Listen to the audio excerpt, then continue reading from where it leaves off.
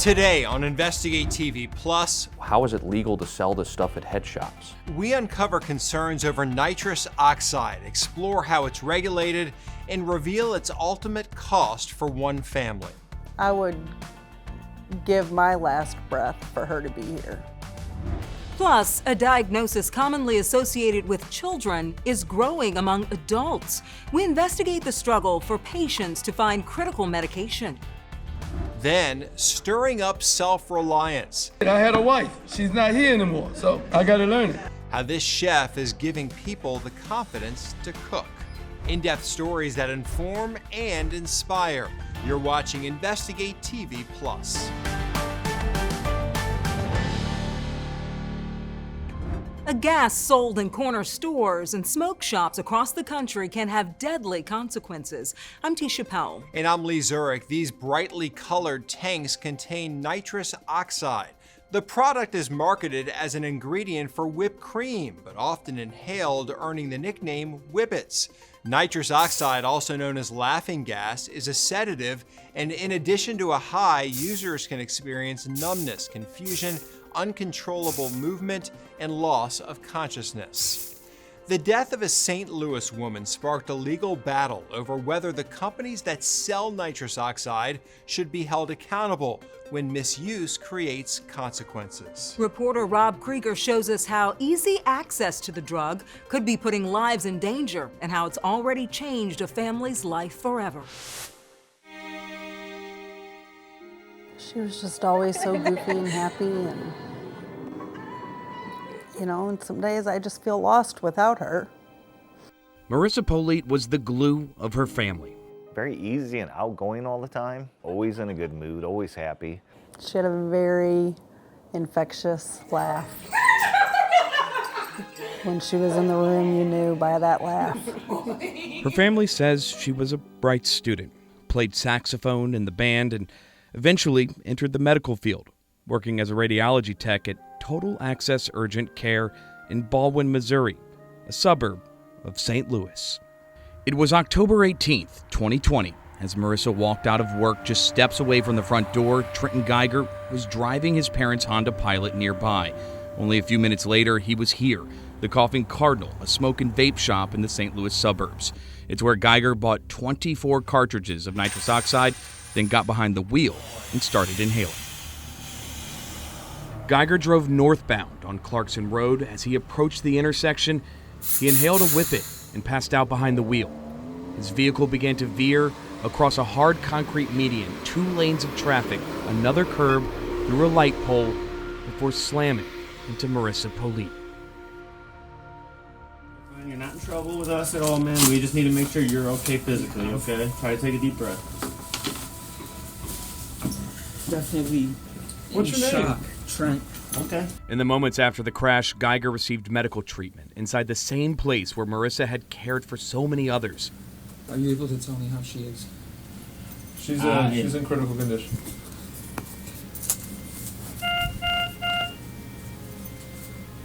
As the weight of the reality of his decision sank in, Marissa's family scrambled into the dreary night to Mercy Hospital, the closest trauma center to the crash. And they told me that she wasn't going to make it. Rushing to her bedside, Marissa's parents only had minutes with their daughter before she drew her final breath. It's hard to see somebody in that condition and to know everything that had happened. Are you with him? All right, don't let him leave. There's a witness that's on him. Throw some whippet bottles, like air duster. Toss my car out back after he left. Geiger later admitted he ditched the nitrous after the crash, attempting to hide the fact he was inhaling whippets while driving. Police documented that evidence, tossed into the woods nearby green Whippet brand nitrous oxide chargers, but only found about half of the 24 cartridges he bought at this vape shop a few minutes before the crash. How is it legal to sell this stuff at head shops? Attorney Johnny Simon with the St. Louis-based Simon Law Firm represented Karen and Jason in a civil trial against the head shop that sold the nitrous, Geiger, and United Brands, the company manufacturing and selling nitrous oxide under various labels including Whippet brand, across the country. There is no better evidence than their own emails, showing that they know it's being used a certain way and proceeding to continue with those sales. In an email correspondence between United Brands account executive Nick Sweden and a retailer, the retailer writes, "I'm pumped about this. We think we can make a lot of money selling your products, which means you will make a lot of money too. I also wanted to get pricing for your nitrous as well. Given our customer base, I'm sure we could move a F-ton of those as well. So please send us some pricing numbers on that also."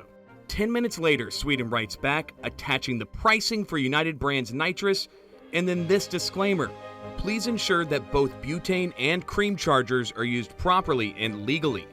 The next day, the retailer writes back, "Thanks for the pricing, Nick. I'll run everything by the owner. And yeah, man, we know the deal. We put a disclaimer on all our hydroponic equipment in our store. This product is not intended for any illicit purposes. Not that anybody is Growing tomatoes with the stuff, right? Simon argues United Brands targeted retailers just like this, presenting taped deposition from a former employee who explained 75% of United Brands sales nationwide were to obvious head shops and smoke shops. I mean, that tells me that they have a business and it surely isn't gourmet whipped cream. In the suit, Simon points out the staggering differences in quantities of nitrous oxide sold by United Brands, including to a coffee company in St. Louis, a business with a practical purpose for whipped cream. In 7 years, the coffee company purchased 51,724 nitrous oxide chargers.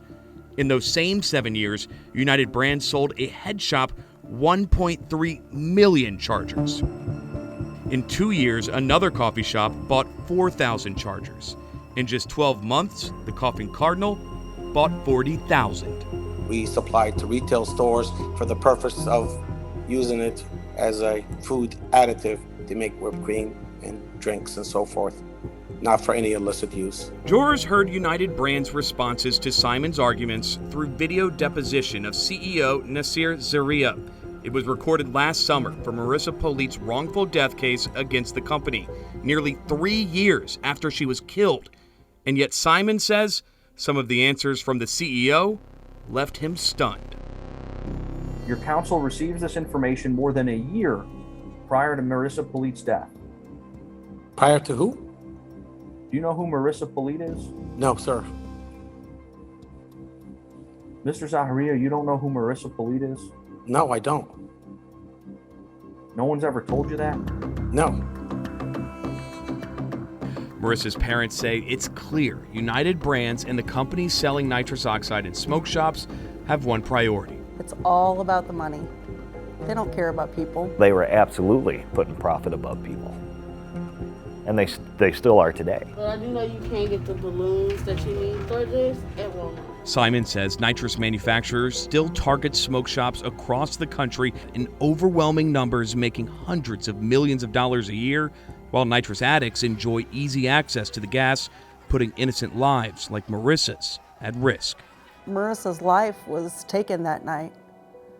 She will never be married. She will never have a child. She will never be able to be an aunt to her niece and nephews. It's not about the money. I would give my last breath for her to be here. In September 2023, Marissa's family won their wrongful death lawsuit against United Brands, Coffin Cardinal, and Trenton Geiger. A jury awarded the family $745 million. In his criminal case, Geiger pleaded guilty to second-degree involuntary manslaughter. He's serving a 6-year sentence. Doctors say inhaling nitrous oxide can deplete the body of vitamin B12. There can be all kind of nervous damage, cerebral damage, cardiovascular implications. The body needs B12 to nourish the nervous system. As the gas inactivates the essential nutrient, it depletes a supply that could last for years in just a fraction of the time. People look like they've had spinal cord injuries and difficulty walking, to the point where people sometimes become bedbound. Data from the Substance Abuse and Mental Health Services Administration shows nitrous oxide is the most widely used inhalant. Unlike other illicit drugs, SAMHSA says children 12 to 17 use inhalants more than any other age group.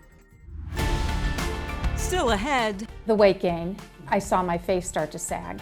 Women in menopause now choosing to put themselves first. Women will say, you know, I've been taking care of everybody my whole life.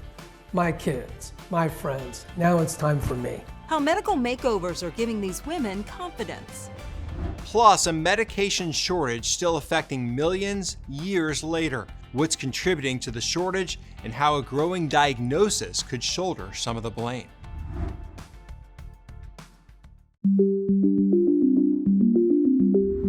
For the past 2 years, millions of Americans have been at the mercy of a shortage of vital medications. One pill in particular, prescription stimulants like Adderall. The supply shortfall began in October of 2022 with manufacturer delays. Then in August 2023, the FDA and the Drug Enforcement Administration called on manufacturers to meet production demands after the agency said drug makers only sold 70% of their quota. As patients still face long wait times for critical treatment, experts say a diagnosis commonly found in children is seeing a spike among adults. Reporter Rachel Polanski goes in depth to identify the factors affecting the nationwide drug delay and explores options for those in need. I was so stressed out working 2 jobs and being a full-time grad student. Miranda Johnson was 26 years old when she received her ADHD diagnosis. And so I went through the whole process of getting referred to a psychologist, getting properly diagnosed, and then of course getting proper medication to treat it. She felt a night and day difference. She could focus, pay attention to detail, and things were going well, until October of 2022. So that's when I started the phone game of calling multiple pharmacies.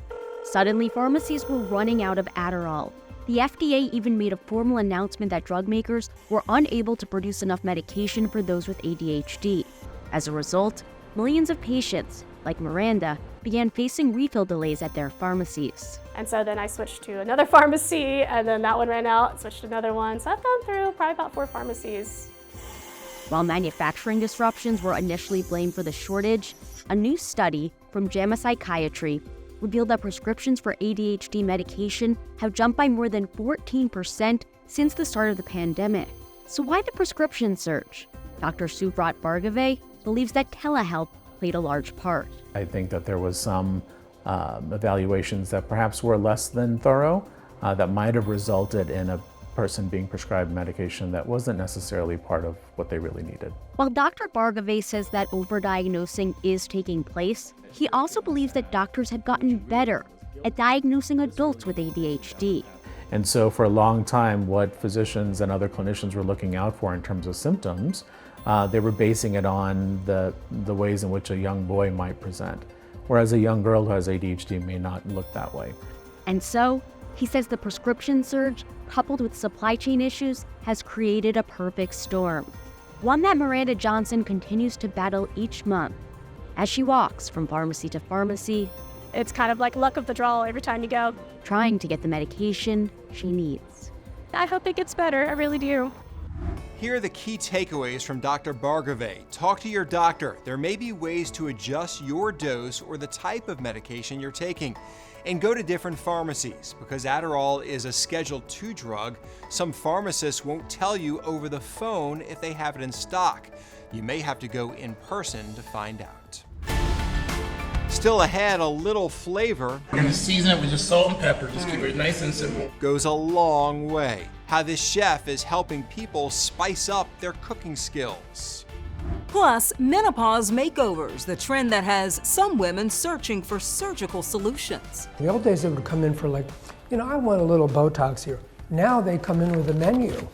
Our in-depth coverage continues. You can get connected to InvestigateTV Plus on all social media platforms.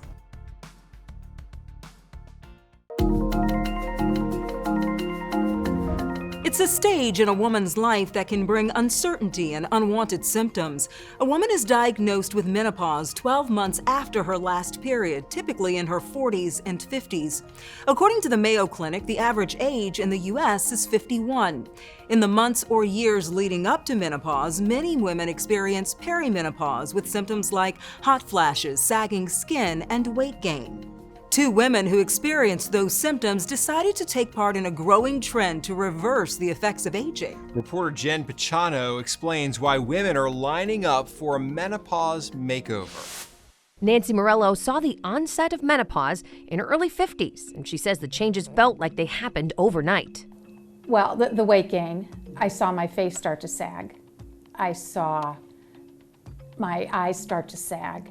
I saw my eyelids. I saw all parts of my body, and nothing could stop it. 58-year-old Nancy Squilante had been dealing with body issues far longer, ever since she had twins 27 years ago. And after that, there was no way I could do anything about my stomach, and I was just unhappy. I hated looking at it. Postmenopausal patients represent 40% of those coming in for consults and surgery with Dr. Michael Witnowski of the Ohio Clinic for Aesthetic and Plastic Surgery.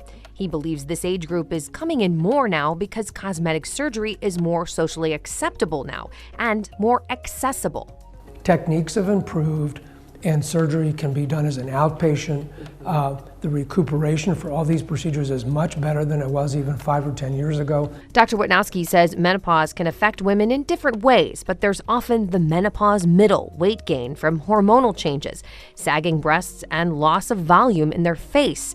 He says menopause makeover patients are ready physically and financially to do something for themselves, finally. Yeah, women will say, I've been taking care of everybody my whole life. My kids, my friends, now it's time for me. Squilante says no amount of exercise made a difference, so she went in for a tummy tuck as soon as her twins were done with college. And I was finally at a point where it would be more comfortable financially to have it done. Dr. Witnowski says this uptick of postmenopausal patients, they're going for it, all of it. The old days they would come in for I want a little Botox here. Now they come in with a menu. I want my breasts done, I want my tummy done, I want some liposuction, maybe I'll come in and do my eyes. People would say I looked tired. I felt tired, and I didn't want to feel like that. After a couple years of consideration, Morello went in for an upper and lower eye lift and never looked back. How much better do you feel? I'm thrilled, and I tell Dr. W every time I come here, why did I wait so long? But I had to wait for me until I knew it was right. Menopause doesn't just cause weight gain and sagging skin. It can cause more serious symptoms like brain fog, mood changes, and sleep disruption. And it can have a real cost. A 2023 study from the Mayo Clinic found menopause symptoms cost the U.S. $1.8 billion in lost work time. Still ahead, cooking with love feeds the soul. Chickpeas, that takes longer, so that's why we put it in earlier. How this chef is helping his community overcome their fears in the kitchen. I believe that we all deserve the power for self-sufficiency and to provide for ourselves.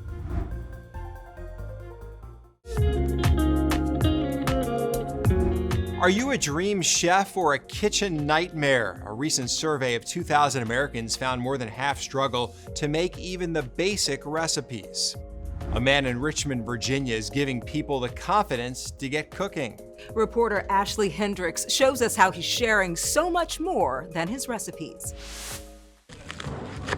Something good is stirring here at St. Thomas Episcopal Church in Richmond. Lemon juice. People of all ages are pinching up their gloves, eager to spice up their lifestyle. I had a wife. She's not here anymore, so I gotta learn it. We're gonna season it with just salt and pepper. Just keep it nice and simple. Salmon and salad with homemade Caesar dressing is on today's menu. Chickpeas, that takes longer, so that's why we put it in earlier. But this isn't your ordinary cooking class. What I really do is I try to meet people where they are and really not come from an intimidating place. Jason Muckle is the Community Nutrition Manager for Shalom Farms. CHEW, which stands for Culture, Health, Education, and Wellness. It's cooking focused on those areas. But mostly it's like really trying to empower people to build a healthy relationship with food. The nonprofit and farm grows thousands of pounds of produce each year. Make as much contact with the surface as possible. Expanding food access through local programs and food banks. So we're addressing food apartheid issues and food justice issues in the city. You stir that up really good and use the oils that are on the top to separate. As the issue persists, Jason offers these personalized cooking classes free of cost.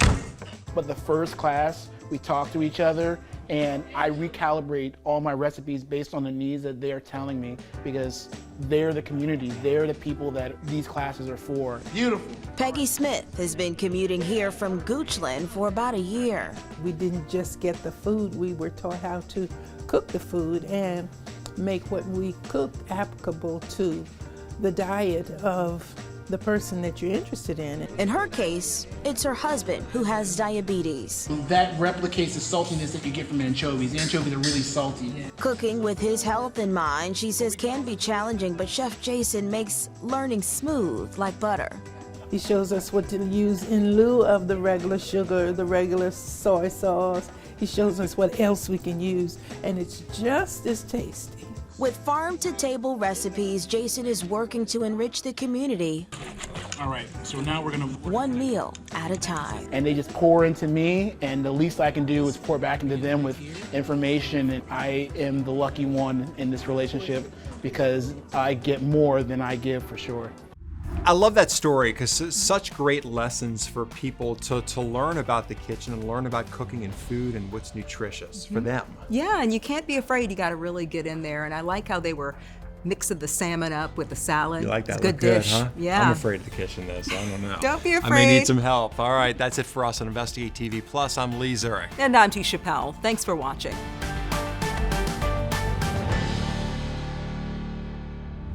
On the next Investigate TV Plus, when you're put to sleep for surgery, there's usually an anesthesiologist or a specialized nurse monitoring your vitals. But that's not necessarily the case at the dentist's office. No other medical field allows this. We examine regulations across the U.S. that could put some patients at risk.